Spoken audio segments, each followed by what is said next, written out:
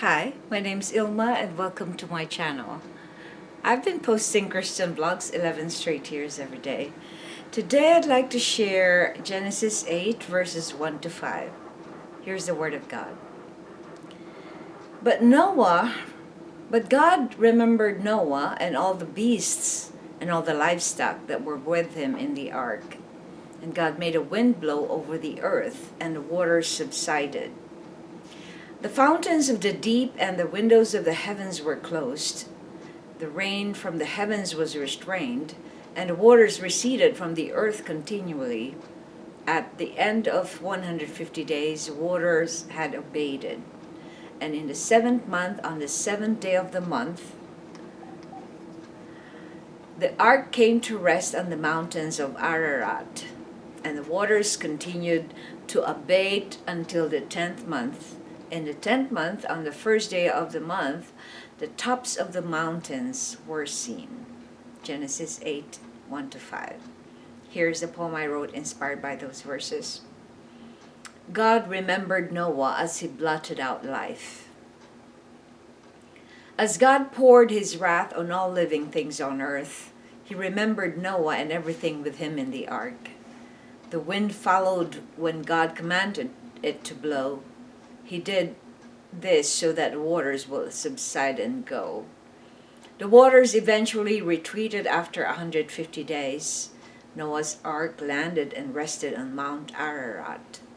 Then the waters continued to subside until the 10th month. This is how the Lord extinguished wickedness on earth. Here's the essay.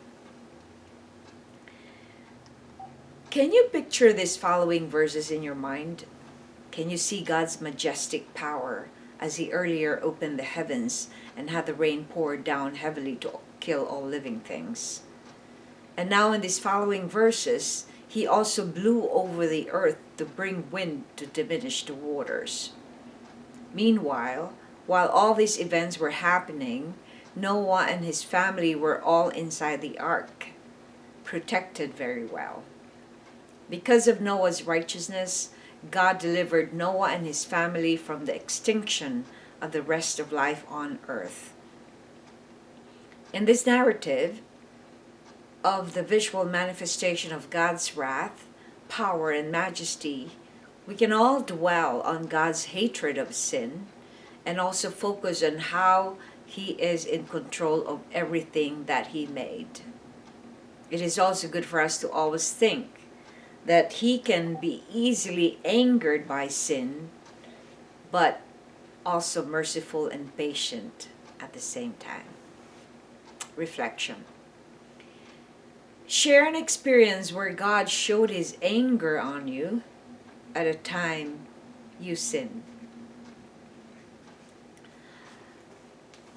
It took me a while to see the wrath of God in my life when I went through all those sinful years that I enmeshed with the world. Of course, I didn't know so much the Word of God then when I did these things. And I was young and foolish. But I would say that as a consequence of my sin, up to now, I still experience the curse that is part of the sin that I did. And so I think that that is God's way of showing me how he's angry with all the sins that I dwelled in for many years of my life. It would probably be over, I'm 64 this year, probably half of my life. So my son is a result of that sexual sins that I inherited from my family of origin. And because I have this tendency to want to take control over things because I was so helpless when I went through a lot of my traumas, it never dawned on me that I was responsible and accountable for all the things that I did.